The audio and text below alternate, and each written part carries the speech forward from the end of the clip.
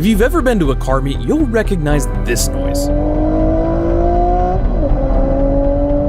It's the soundtrack of the Nissan sports cars we know and love. But there's a crazy story behind the music. The story of a car that put Infiniti in the company of some of the most recognizable sport luxury brands in the world. Among its lineage are cars like the infamous Nissan Skyline, and its creator is the father of none other than Godzilla itself. It's so good, its legacy has survived more than 20 years since its conception. This is the car that saved Infiniti as we know it, and why the best Skyline isn't a Nissan at all. This is the Infiniti G35. Okay. Real quick, if you're watching this, you're exactly the type of person who's gonna wanna know about this. We are launching the Ideal Collective, our very own car club where you could win a fully built Ideal ride. Yes, it's 100% free right now. Sign up and learn about it when it drops. Click the link in the pinned first comment. Get on the front lines. What are you waiting for?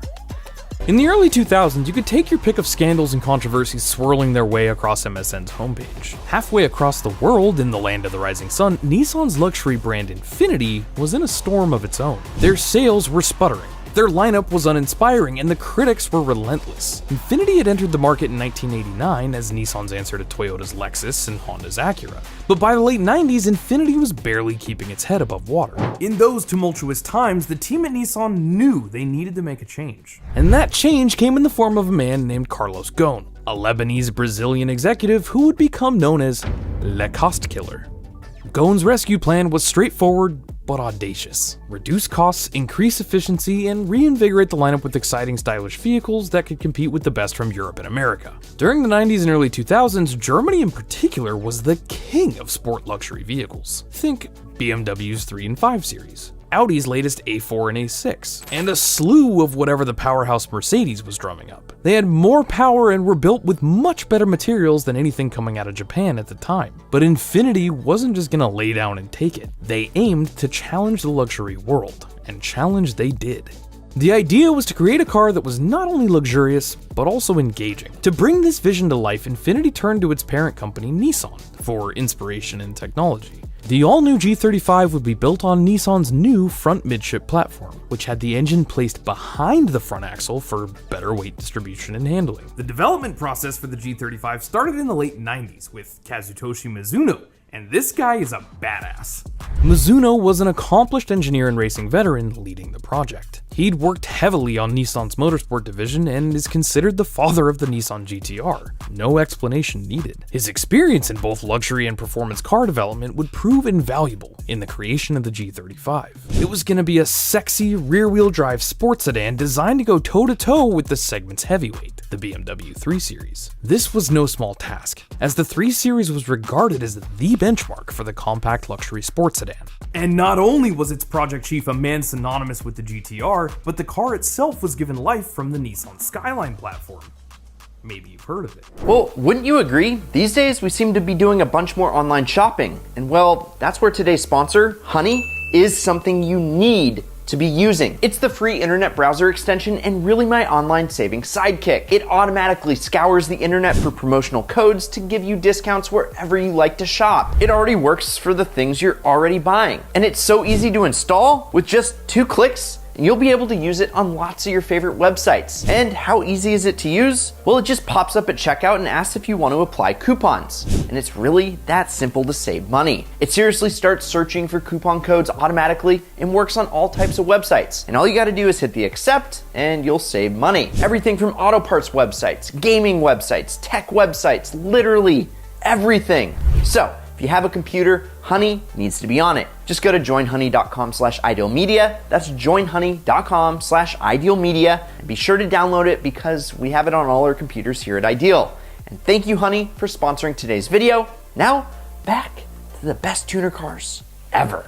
While the first Infiniti G series sedans were based on the Nissan Primera, the G35 project was gonna be a badge-engineered version of the V35 Skyline sold in Japan, a move that made controversy surrounding the true intentions of the new Infiniti. Was it true to the Skyline name, or was it just a brand marketing gimmick? Well, it's unquestionably tied to the Skyline name, and you better believe there are those who changed their G35 badges out for JDM clout, but other than that and its 4 doors, not much else was kept from the previous Skyline subsequent generation. Mizuno wanted the G35 to outhandle the old car, and not only in the corners, but on the bumps too. He revised the old four-wheel multi-link suspension setup by changing to a double pivot system on the front with alloy arms. At the rear, he revised the attachment points for all the suspension components. Of course, it got different springs, different shocks. All of this together reduced the unsprung weight by a huge margin, giving the new Nissan a smooth yet controllable ride. But just as important as its moving parts was its good looks. Utilizing his motorsport background, Mizuno shaped the G35 with an impressively low drag coefficient of just 0.27,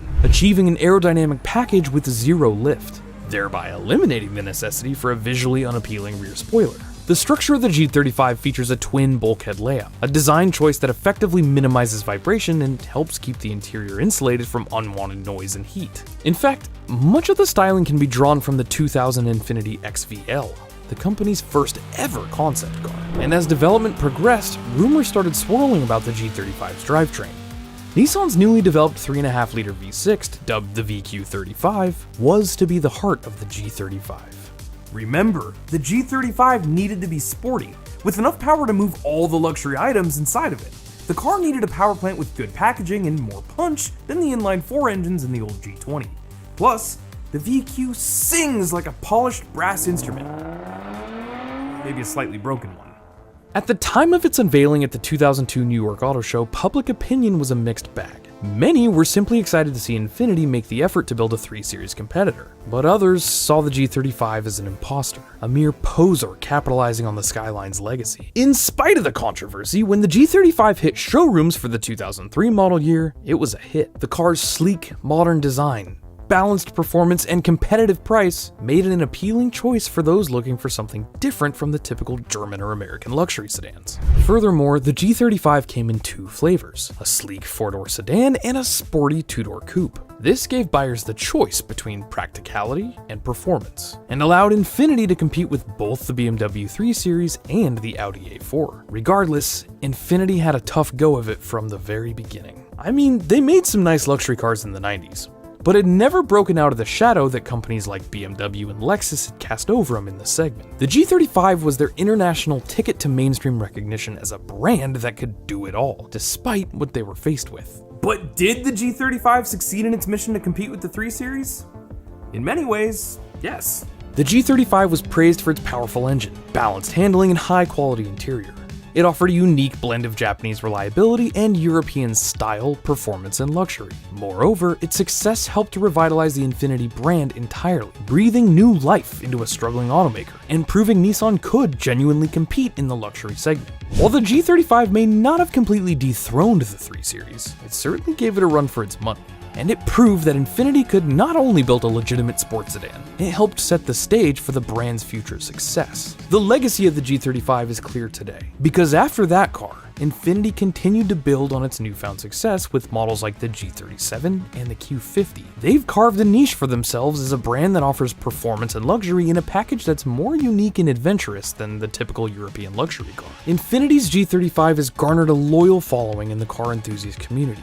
Its potent VQ35 engine, rear-wheel drive layout, and general tunability have made it a popular choice for modification and even track use. People have swapped in turbochargers or even larger engines, transformed their G35s into drift missiles, or meticulously tuned them for high-performance driving. This in turn has led to a flourishing aftermarket for Infiniti's G, further enhancing its appeal. Looking back, the controversy over the G35's lineage seems almost quaint. In today's automotive world, platform and part sharing is common practice, a necessary move to reduce costs and increase efficiency. Yes, the G35 was based on the same platform as the Nissan 350Z, and shared several components with the Japanese market Skyline, but it was far from a mere rebadge. Infiniti went to great lengths to differentiate the G35, giving it unique design, a more luxurious interior, and specific tuning for a different kind of driving experience.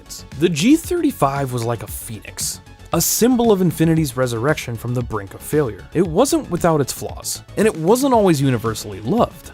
But it was the car that brought excitement back to a brand that desperately needed it, single-handedly saving Infiniti as we know it today. This was the car that proved Infiniti could compete with the best in the luxury segment, and it paved the way for the brand's continued success. The G35 was a bold statement, a risk that paid off, and transformed Infiniti into a legitimate player in the luxury car market. Thank you all for watching. If you liked this video, well then please give it a like and consider subscribing. Go check out some of the other ideal stories about other cars right over here, and I'll see you all in the next one.